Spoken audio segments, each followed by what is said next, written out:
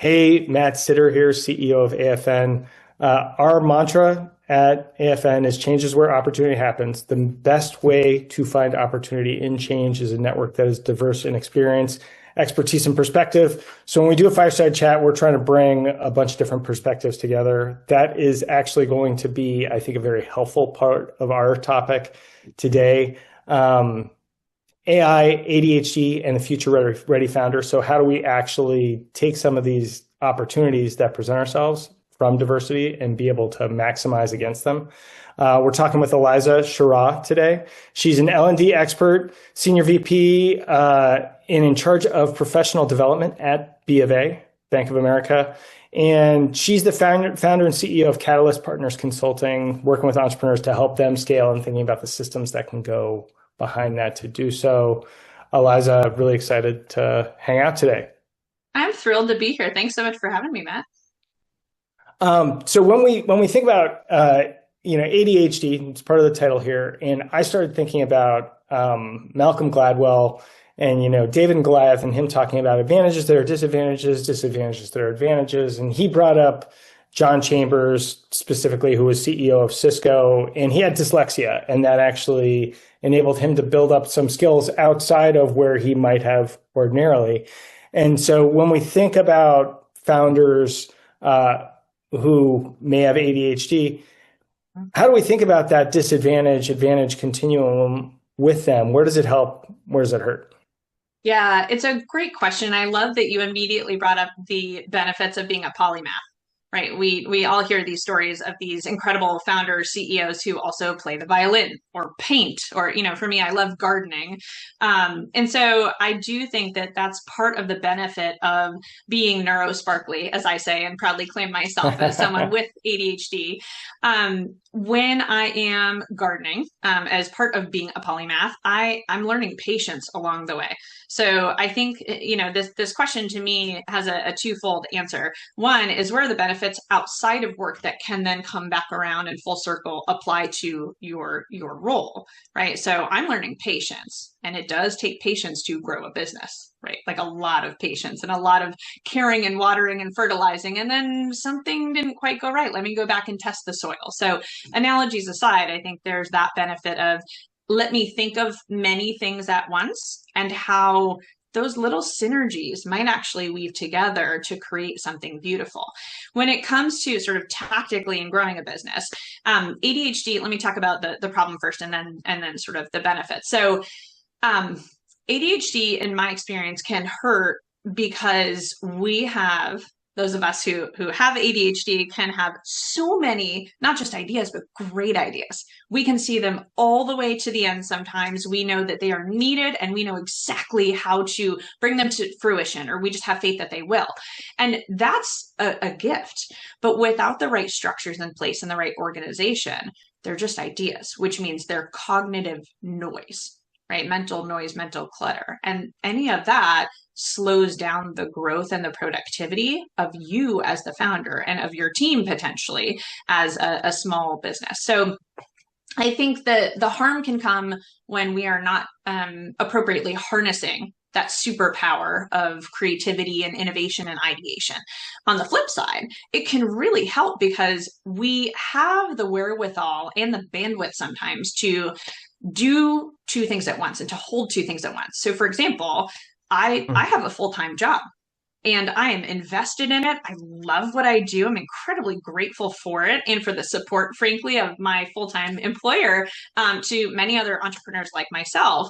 And I can be fully invested in my day job and also wake up at 5 with this sort of inkling, this creative spark, right, that we all as founders have had and CEOs have had, where we say, there's a problem or a challenge or something that there's a better way to do this. And I think I know how to do that, right? So it's that creativity that comes out of us and allows us to hold two things at once, whether it's I have a day job, I'm going to start sort of a side gig that, may potentially grow to boundless potential, or it's it's a pretty rough job market out here. How am I going to navigate that in the best possible way for myself, my family, my community, and be able to grow a business that requires you to sometimes wear 30 hats at once? So, again, it's being able to implement a lot of those systems that help you successfully move forward with one hat at a time.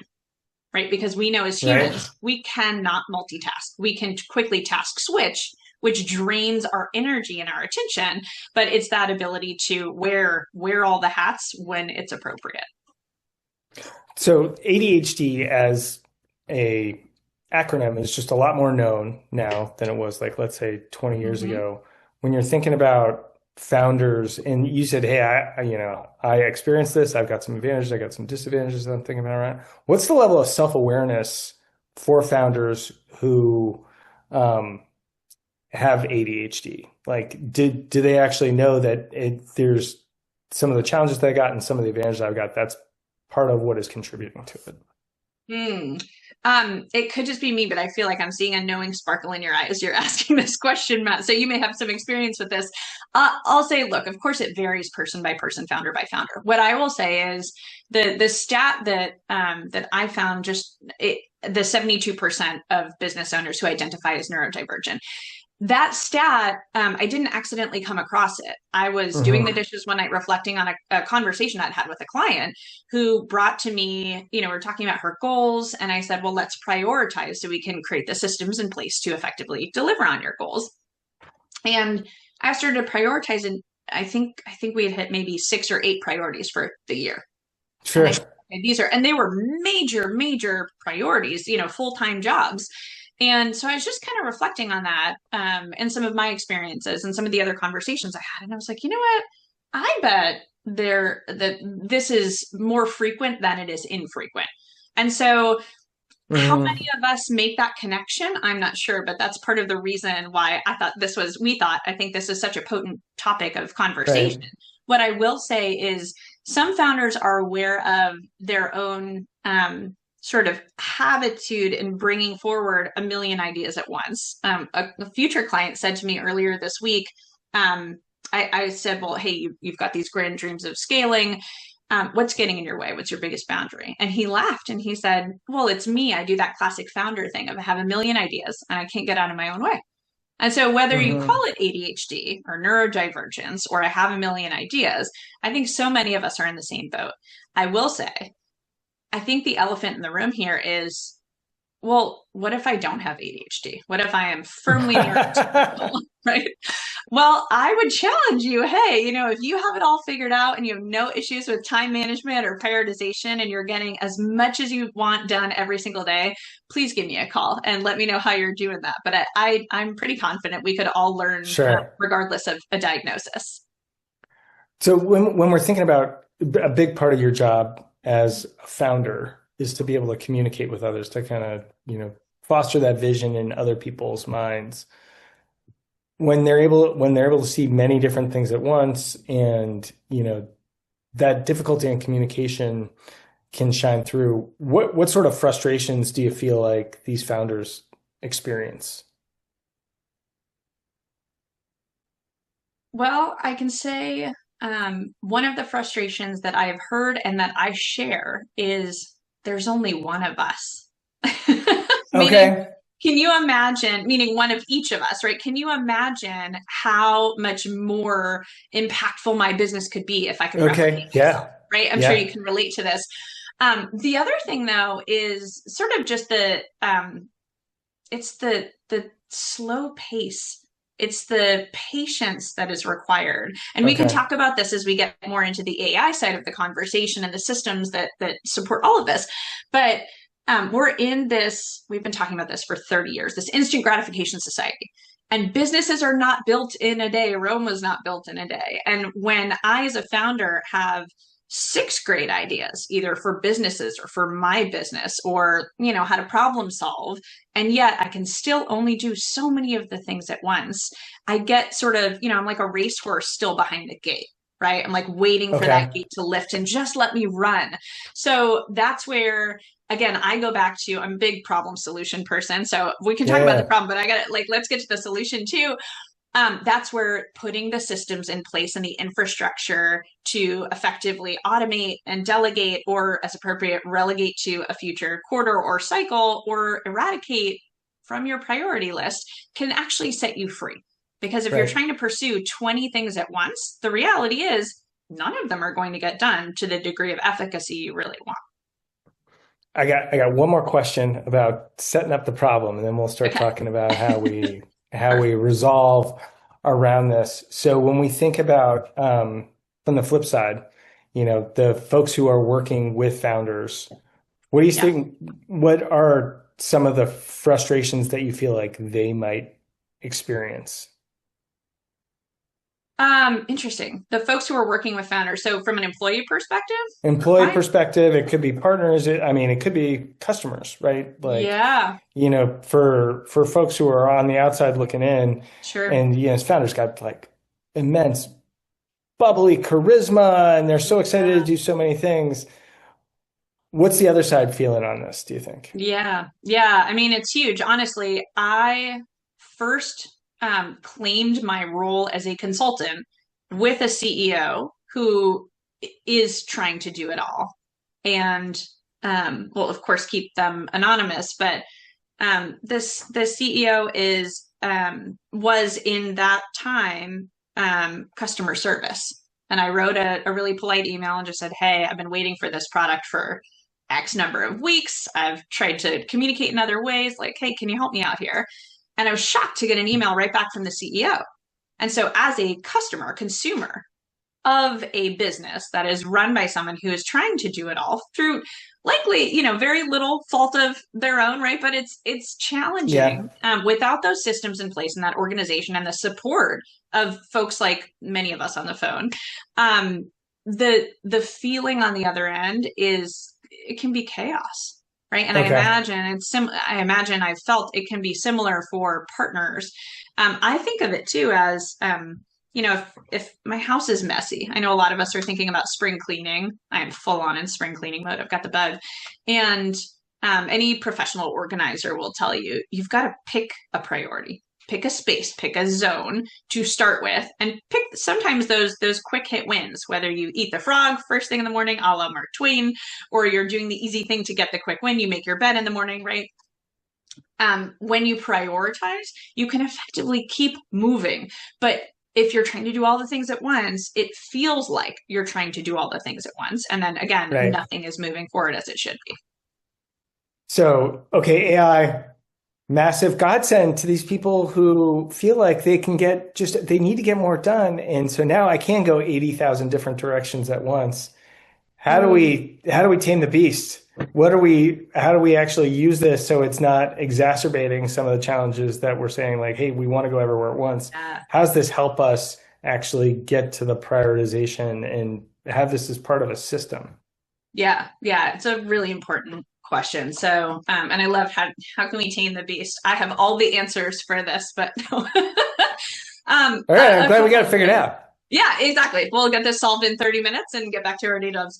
AI is a really fascinating innovation in a million ways. But when it comes to ADHD and founders who are neurosparkly, or even frankly any leaders, there are a couple of to use the Gallup Strength Finder term, there are a couple of balconies and basements here, right? When you think about AI, so for me, let's talk about maybe focus and prioritization, right? Because those are really critical when it comes to these topics.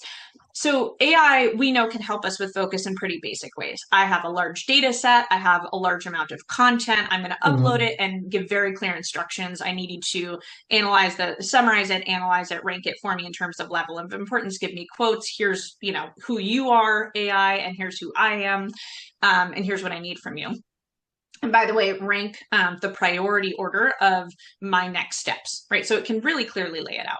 Some of the challenges with that can come, one, in what AI is designed to do for us. So I think sometimes some of us can forget that AI, it's a great tool. I was going to say it's a partner, it's a tool. It's an intern and assistant. It's a really important one, but it's still a tool designed by for profit companies. So, what's the goal of an LLM? it's to keep us using it. Yeah. Yeah. Right? So every time we put in a prompt and then we get our response, and then it gives us, what would you like me to do next for you? I can do a slide, I can give you speaking points, I can do a marketing campaign, right? So that we keep engaging with it. And you and I both know that we could spend our entire lives 24/7 engaging with AI and probably generating incredibly valuable, cool stuff.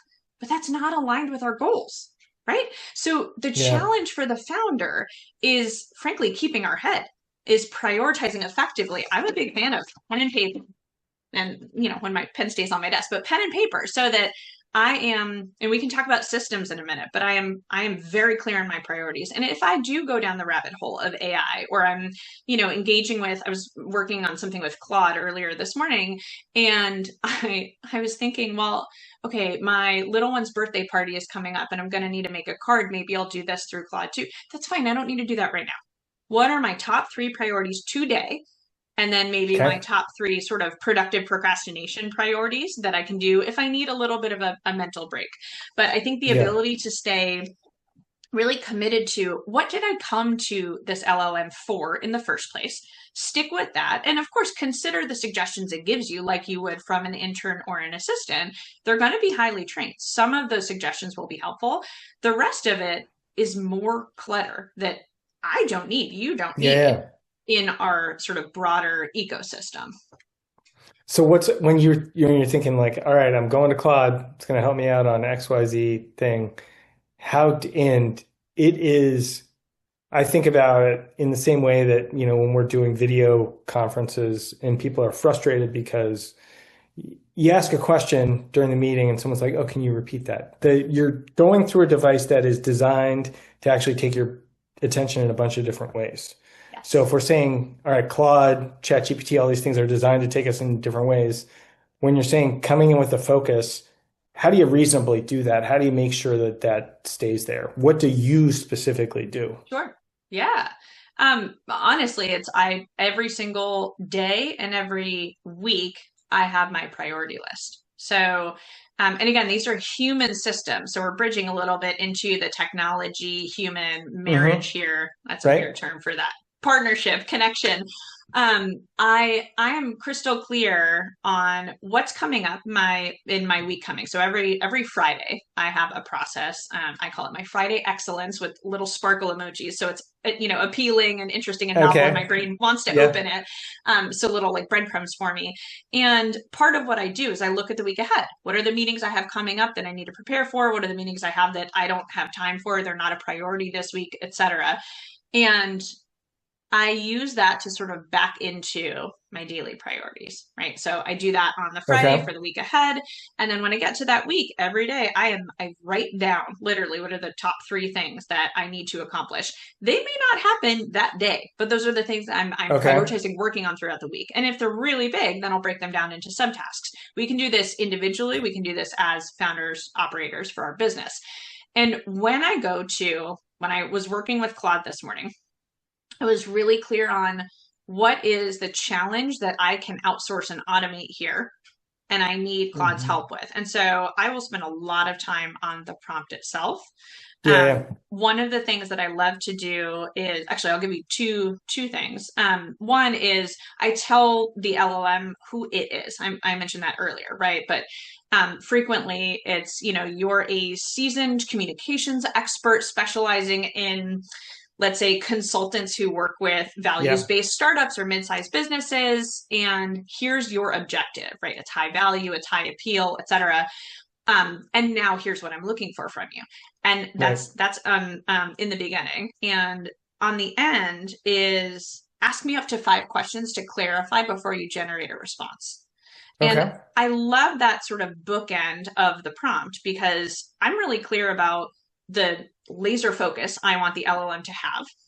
And then I want the LLM to be very clear on what I am looking for so that whatever it generates comes back with exactly is what I need it to be. And it's nothing more. So we avoid that rabbit hole and that pitfall of, no, that's wrong, try again. And then you're just tweaking. So in other words, you're investing all the time up front so that there's less tweaking and potential for off ramps that are distracting down the road. Okay, so there's two processes that I heard in there. So one of them, the latter one that you talked about is prompt design. Consistent Mhm. prompt design. If you got that down, you do X, Y, and Z on each one, you're going to be a lot closer to actually getting there. The earlier process, which I want to just ask one or two more questions on, you're saying like, hey, I go through, I put together my priorities. Sounds like you are physically writing them down because that's something that works for you. So that's a part of the process for you, and then using that to start to break down the task. So it's kind of like you're out of Claude at that point. You're actually Yeah. working analog Yeah. against it. Do you need to have those priorities as a physical visual prompt for you consistently to be that thing that snaps you back to what you've got to be doing? Or is it okay just going through the act of writing them out? That's sufficient to help you. When I'm in flow with one of the tasks, I'm good because I'm in flow. I'm a big Pomodoro technique fan. So I set my timer if I need to, or just, hey, I'm in deep work right now. I'm not going to pay attention to any other pop-ups or anything that comes in. But then between things, sometimes I'll go, okay, as I've been deep working, I have noticed, right? I've gotten however many Teams chats and all these emails popping up Okay. and whatever. Let me sort of reprioritize and recalibrate. What is my priority right now? I'll go back to my list. I cross off the thing I just Okay. accomplished, Okay. right? And then I can sort of take in the multiple inputs of, well, here's what I said my priorities are based on what I know is coming, sort of more global, impactful goals, longer term objectives. Plus, oh my gosh, I got this sort of urgent note from a client or, whatever the thing is. I will say pen and paper does work for me. Yeah. Part of that's personal. Part of it is because I don't get any pop-ups on my pen and paper Sure. notebook, right? So I'm Yeah. a big advocate of it. I have a degree in creative writing, so I'm a big fan of the Okay. messaging that can come with it, and the sort of the neural pathways that we know are carved more effectively from an L&D perspective when I'm physically writing something down versus when I'm typing it in, or even less so when I'm speaking it out loud. So I'm always going to advocate for write it down when it's a priority, and then it's a priority, and then you can also, if you're distracted and forget, wait, what am I working on, why is it important, you go back and go, oh my gosh, that's right, and boom, then you're locked in again. So prior to task switching, it sounds like the discipline to develop is like snap over, look at the priorities, and then that'll help you. There's these things that are kind of like nipping at your heels, right? That's right. And it's like, okay, what of those should I pay attention to? That's one of the disciplines you've got to have in place is to be able to look at the priorities first.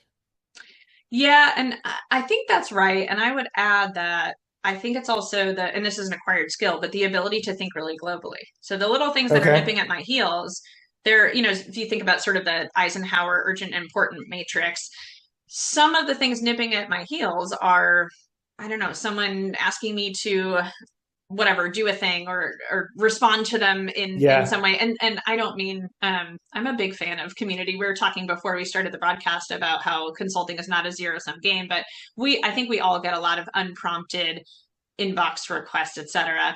So some of them are not directly aligned to my priorities as a business owner.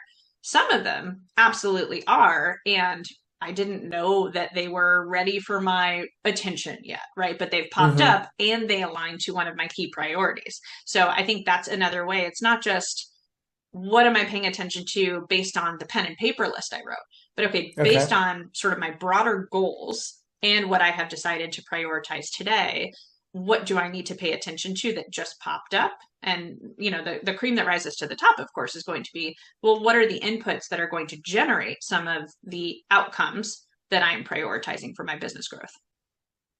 Great. All right. So as we talked about a couple processes that you personally use and ways that we can think about prioritization. I think that you've emphasized plenty on, hey, prioritization. That's going to be one of the things that helps you get to where you want to go. What are some of the ways that, as founders are thinking about designing systems that work with their own brain, that Yeah. they ought to be approaching that challenge?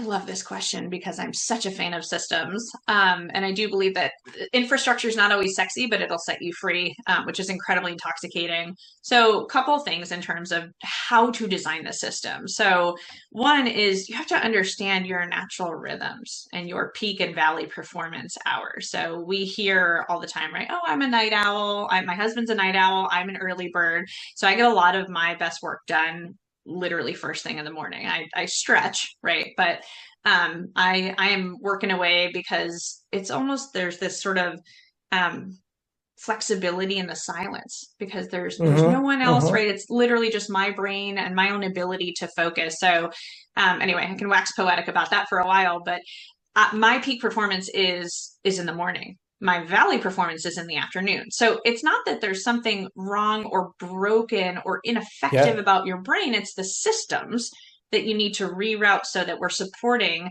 doing those high cognitive load tasks during your peak performance. So I was thrilled when you invited me to come on this fireside chat with you, and it was in the morning. That works perfectly for me. If it was 3 o'clock, I might say, "Oh, I don't know." Like this, Right. there are those things that we need to do in the valley performance time. So it's not like we stop working and go play video games in the performance times. Some folks might do that. More power to them. In terms of Yeah. productivity and prioritization, though, when you look at your priority list, there are always going to be the higher cognitive load tasks and the lower cognitive load tasks. So many of us consider ourselves lifelong learners. For me, I learn really well when it's in a valley performance time because if I try to listen to a podcast, watch a video, read a book during my peak performance time, I keep thinking of ideas or questions and I want to go like write it down. I get Mm-hmm. distracted. Mm-hmm. But if I can do it when my brain's a little quieter and more relaxed, I actually take in more input much more effectively. So that's sort of the big piece of designing a system that works is understand when you need which parts of your priority list in Okay. place to fire when. So the other thing is productive procrastination. I'm a huge fan of this. So we all have all of the tasks that we need to accomplish. Some of them are more important. Some of them are also important, but not necessarily a top priority. And some of them are more fun. Um, and not all of them have to do with work either. So, what are as we prioritize, what are the top three things that you need to accomplish for your business in terms of driving those business outcomes, your P&L, the growth, right, that you're looking for? And Yeah. then if you need a brain break, which happens, what else is on your list? So, for me, on my pen and paper list, I include things like meditate, move my body. I need to figure out some travel plans for the summer when we head out to Seattle in between camp weeks. Like there are these little things that do need to get done. And Okay. so the question is, how are you sort of filling in the gaps so you're not, God forbid, mindlessly scrolling or falling down an AI hole that results in additional mental clutter? You're actually getting things done that clear your mind so you can be much more productive and focused when you go back to those top three priorities. And then the last system tip that I would say is make it not just effortless and easy, but required to make the right decisions. Meaning, as we design processes for our businesses, oftentimes we'll get to a step that says define X or decide Y. And we can always put in notes that say, consider XYZ or, Mm-hmm. discuss with stakeholders. But any chance we can to put in a decision tree or a process map that points us directly to if this, then that, or is this, yes or no, or unknown, makes it much easier, not just for our brains to sort of walk the familiar path and make those decisions quickly. It makes it way easier for us to delegate, which, as we both know, is a really important indicator of successful scalability. All right, I got two more questions and then we're gonna open it up to everyone else. Cool. So if you're sitting out there and you're starting to get your question, get it ready. You can come on screen or via the chat. So first question, when we were talking about your productive procrastination, you had both specific things and pretty general things on there. You Yeah. said like meditate, that's just a practice I like to do. You'll put that on there. And specific, oh, I've got to plan my daughter's birthday party, right? You would put Mhm. both of those things on there. Um, what's the level of intention around thinking about those things that are general practices that you want to have on versus ones that are specific? If I don't prioritize it, it doesn't happen. Okay. So the things that are general, meditate, move my body, they're it's funny. I'll push back on general and use the term routine Okay. because I want to Yeah. do those. Maybe it's 5 out of 7 days in a week. Yeah. And what I've found is that when I don't meditate and move my body, I don't do any of the other things well. So for me, it's not just a nice to have, it is a business imperative and it's a me as a whole human imperative. Yeah. So Yeah. there is that's sort of where that intentionality comes from. I do tend to I have a meditation practice. I immediately go to moving my body depends on I like Hmm. to, vary between yoga, walking, kettlebells, what have you. But I absolutely agree that it's important to prioritize the things that you want to make sure you're doing on a regular basis. Like bullet journaling was pretty big a few years ago, especially for millennials and Gen Zers. And all of that is just about how are you spending your time and is it really aligned to the goals that you have for your Yeah. life and your career? And so this is a scaled down version of that because we both know Okay. simplicity scales and complexity fails. So I want to meditate. I want to move my body. And yes, I Yeah. absolutely have to start planning my little one's birthday party. So Well, and for I me, think like they'll I think the way you put it was really nice in terms of like, all right, this is meditation is something that's important to me. It's going to help me get things done. It's a Mhm. habit that is not sufficiently in place that I'll just automatically do it. I got to be able to write that down to make sure that it That's right. happens. Yep. My last question. So, do you ever give yourself permission to go down a rabbit hole where it's just like, oh, if I spend a half hour doing this, like that's Yeah. okay, because we do have some things that pull us in that direction. How do you think about that idea of like, hey, I'm just going to let myself get sucked in right now, and that's okay? Yeah. Oh, I love this question. One of my best friends and I refer to planned spontaneity. That's the Okay. closest we'll get. I'm a big reader, and when I get a good book, I will just lose myself in it. And I try and go to bed early so I can wake up early and do all the things that feed my Yeah. soul and my business.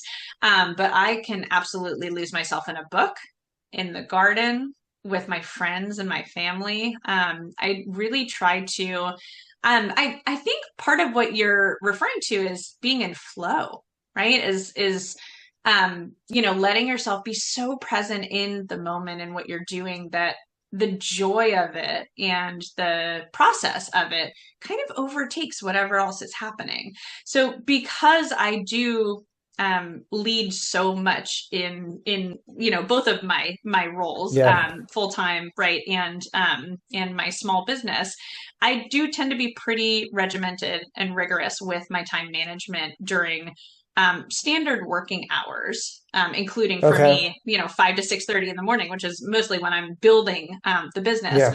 But I'll say the planned spontaneity, the time, hey, after whatever it is, 5:30 to bedtime, essentially with my family. I don't know, we might have a dance party. Right. Okay. The kids might say, Yeah. Mommy, I want to show you my folder. It's folder day. I want to show you all the things. And those are the moments when I will put my phone far away, like upstairs charging, Yeah. not just in a different room, but on a different floor of the house because I don't want to know what time it is. I don't care. My job right now is just to be and be present. So my therapist loves to remind me that we are human beings, not human doings. And so the more being we can do, Okay. the happier we are. Awesome. All right, so I'll open it up to questions now. So if you want, come on the screen or come off a mute or put it in the chat. So thank you so much. This has been amazing. I mean, I have so many questions. I just really want to share first that um, so I'm not diagnosed. And but the funny thing Hmm. is, all of my kids will say, for like several years, they're like, "Mom, do you have ADD?" And so, and I've talked to my therapist about it, and he says I don't, but I know I grew up in an era where it wasn't, I didn't even know what it was until I was grown. And I know that girls are often not diagnosed. But I also know that what it, the couple things my kids said to me. First of all, they call it BDD for Brenda. They've named it because I can have so many ideas. I like what you say about all of these things, right? So a couple questions I would have for you is um, noticing that they will respond to me with that, which means that they've noticed something about me differently, that I'm not focused. Um, I don't have that same sort of reaction from my staff. Gratefully, they don't say, "Have you lost your mind, Brenda?" Um, what is the impact of this type of personality on the people that have to work for people like me? And as we go through this evolution and disruption with AI and working from home, sometimes all of the things that used to sort of give us some spaces that were standard, we knew what was going to happen, but all of those things are changing now. What is the best way to make sure that I am being who I need to be for the folks who don't want to say, boss, do you have ADD or or give me a Yeah. name? Yeah. Oh, I love this question, Brenda. Say first of all, we'll just have a human moment here. I see you, and I feel similar sentiments sometimes. My husband will kind of go like, "Where'd you go?" I'm like, "Hold on, wait, sorry. Okay, I'm here. I'm focused." Yeah. I so a couple of things. One, I think the beauty of your question is that you're clearly aware of some of these tendencies. It's funny, one of my really good friends got tested for ADHD neuropsych eval, and she said that the psych came back and says, "Nope, you just have a lot going on." And so perhaps that's many of us. I think the self-awareness goes a really long way. And so a couple of things. One is, again, figuring out what are these systems that we can put into place that help support us. So um, I'm a big fan, as I mentioned earlier, in pen and paper and writing down all of these ideas or all of the questions. One of the ways I find that I can come on strong in my role is I have a million questions. And yet, if I write all them down, or I just even like think through them for a moment Mhm. before starting to vocalize, what I find is that not every single question is as important as another. So I've got to prioritize. I love prioritization. What are maybe the top three questions? And then you can say, okay, I want to talk about this. I have three questions for you. Boom, boom, boom. Right. And then maybe there's sort of a branching moment here of, okay, based on this, tell me a little bit more about that. But that way it's not sort of peppering them with the questions. And, Brenda, your specific example, of course, may be different than the one I just gave, but I think, again, the self awareness that you clearly have and just talked about can lend itself really well to figuring out, well, where might I be self conscious or feeling like I'm leaning a little bit stronger than I want to be? Mm, And so, how can I work with my skill set of I'm a great questioner, but I'm also a really aggressive questioner sometimes. So, how can I mhm, temper that? And then the other thing I will say is, and this is a great best practice for asking for feedback, where sometimes it can be helpful for us to not just ask the blank question of, hey, Matt, do you have any feedback for me? But, hey, Matt, I know I can be a bit loquacious. I can be a little chatty sometimes. Let me know if you have any feedback for me or any way that, I could be a better thought partner or, vocal sparring buddy. So leading with that acknowledgement, and again, neurosparkliness, I firmly believe is a strength and a superpower. And mhm. so is the ability to harness it effectively. So I think you're already doing a lot of that. It's maybe just the fine tuning. I like that. I mean, this has been really really helpful because generally when you're all over the place, people see that as a negative. But as an entrepreneur, many times the ability to see a lot of different things at the same time or sort of at the same time, Yeah. it is part of the sparkliness Yes. of being able to create new things. So thank you. This has been amazing. Thank you. I know that we have questions coming in the chat as well from Laura, but Mark, go ahead. You came up on video. What do you got? Yeah, more of a reminder of something that was really powerful that you said earlier, Eliza, around the ability to focus. I ran a coaching business for 6 years, and I had a consultant that worked with me, and he gave me this tool. He didn't know that I was neurosparkly, had ADHD, and nor did I. He just noticed that I had a lot of idea generations happening. And so he got me to write them down, which was very helpful because they're all really good ideas. The problem was, as he put it, you set off a fireworks show every day. You set off every rocket. And then it's really hard to discern which ones are effective, like which are the best rockets. So he literally wrote on the side of a cardboard box, Mark's firework box. And I'm allowed to set off one big firework every quarter for my business. And all the other ideas and all the other fireworks can go in there for a big display at some point. But one per quarter was his kind of guidance to me, which meant that I still had permission to capture all the ideas.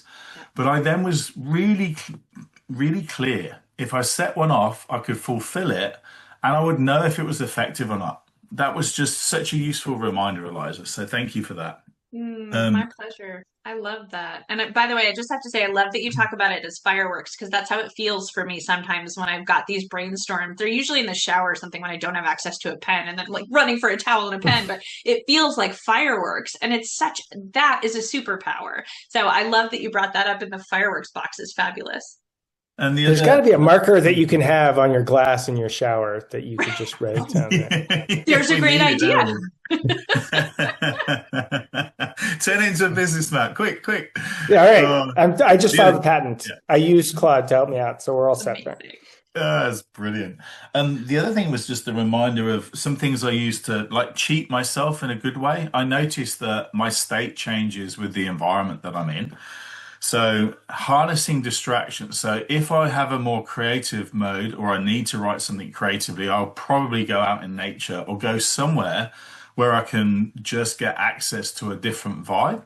And I'll often do like 90-minute slots and then move somewhere else to do another 90-minute slot. And also just a reminder of going back to pen and paper. The ability I can self-distract. I do not need the computer to do it as well. And bizarrely, being in any sort of open plan office is the opposite of engaging focus for me.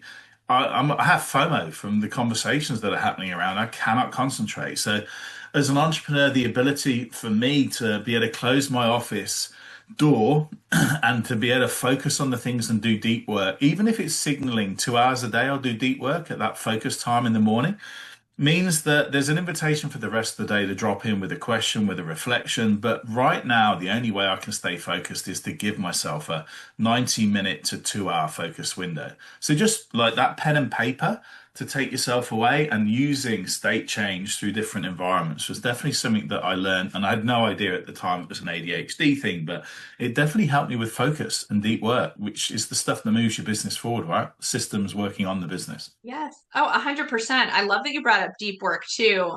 We brought a couple of suggestions forward years ago to my team about deep work blocks and just the incredible benefit and luxury that doesn't cost you anything of blocking out what for us it was 2 hours on a Friday afternoon. No meetings. There will be no meetings during this time ever at all and just do what you need to do. And so a lot of people actually used it for investing in themselves, their development, but many others used it for that creative time. So for me, I always think about the holidays here in the United States at the end of the winter holidays, at the end of the year, and most people I work with take time off. I try to leave at least 1 or 2 days when I'm not on vacation and nobody pings me and nobody emails me and I get so much done. So can you imagine if we channel that into a weekly deep work block for ourselves, whether you're a solo entrepreneur or you've got a team, you're working in a Fortune 50 firm,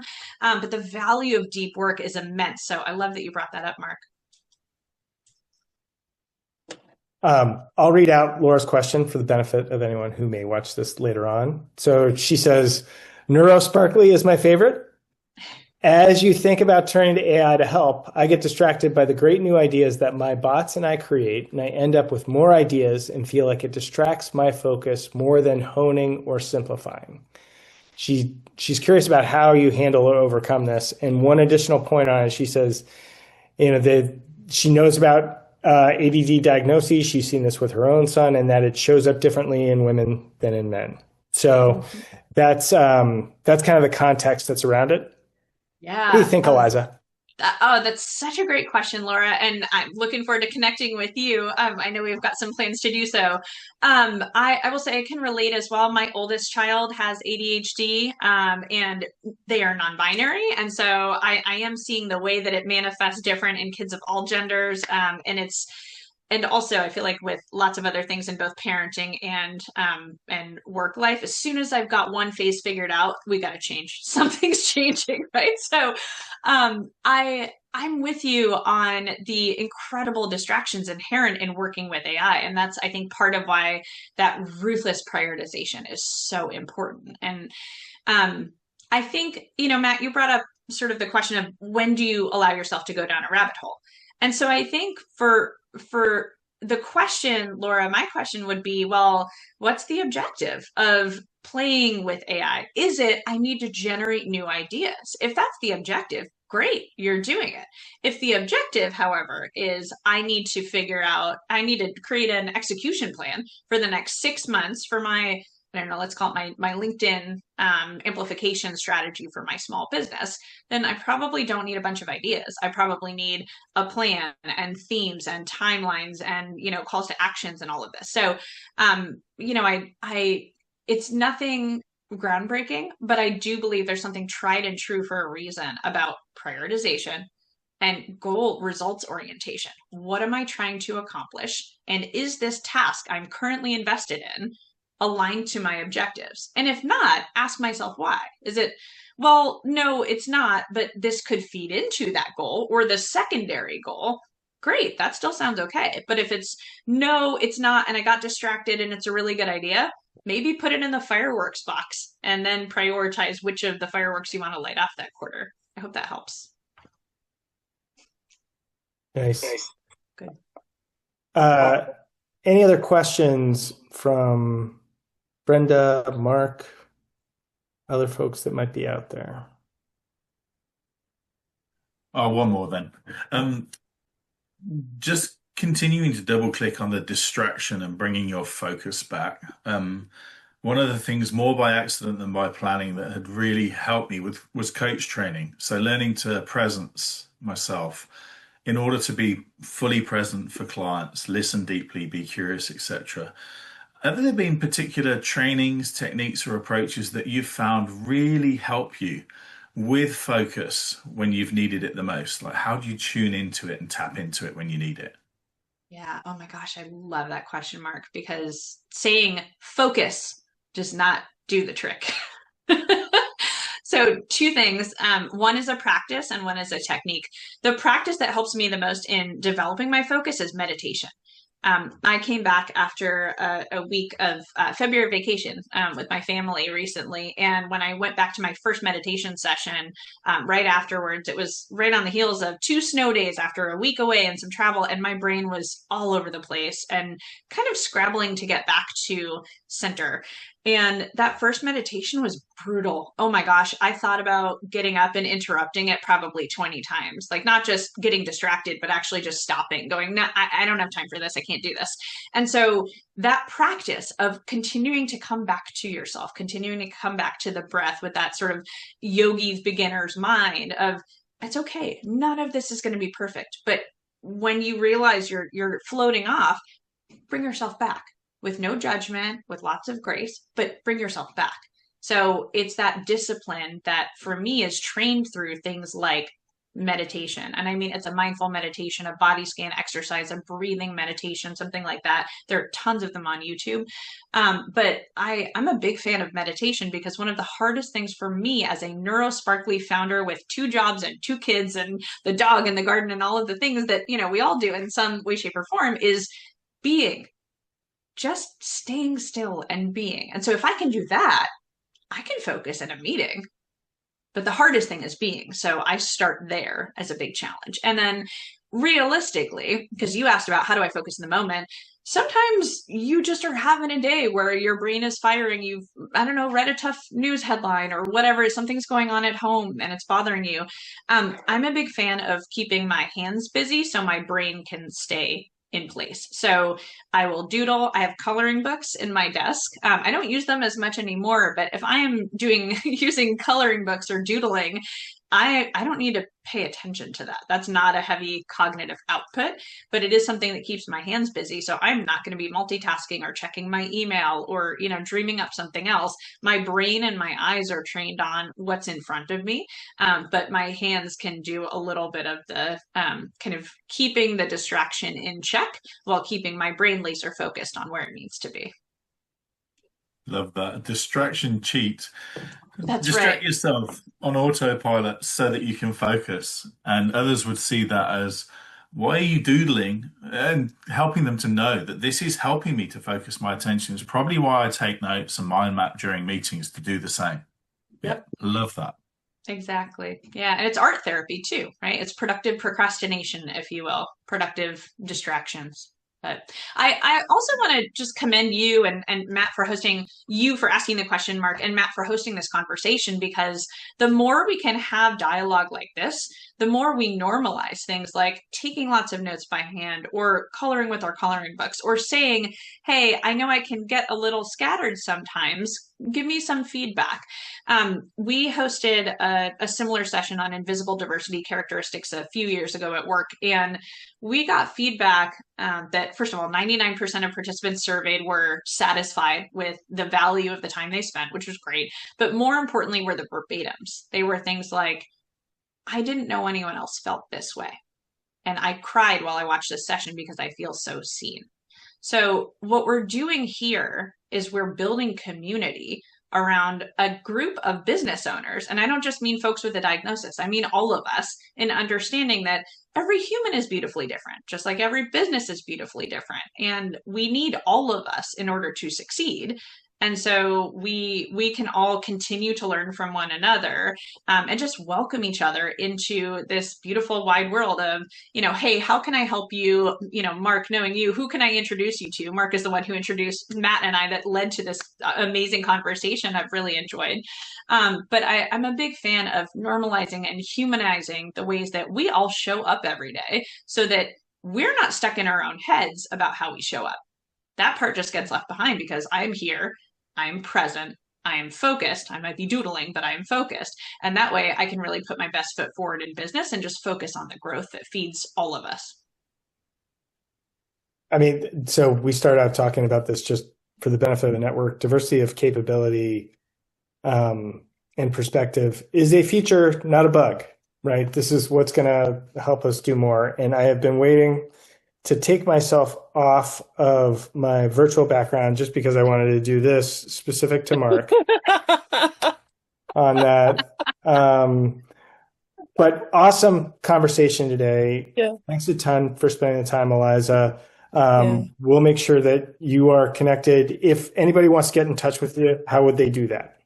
Yeah, you can go to catalystpartnersconsulting.com. There's an intake form on the bottom, and that one may be one of the best ways to reach out. I'm also on LinkedIn, Eliza Sharrah. Great. Can I just All say right. one more thing? Yeah, Can I just say go one ahead. more thing? This has been especially helpful for me with my focus on supporting women in technology, because so many times the same descriptors that are acceptable for some folks are seen as negatives for women, and especially as they lead. And so being able to have this more of this, it's okay, this is a feature, like not a bug, which I definitely subscribe to, has been really helpful. So thank you so much. Wonderful. And thanks, You Matt, for two got more making to this talk happen. about. We'll make sure that happens. Yeah. Okay. Thank you. Thanks, Matt. Great. Thanks, Eliza. Good to see y'all. Look forward to seeing you again soon. Thank you.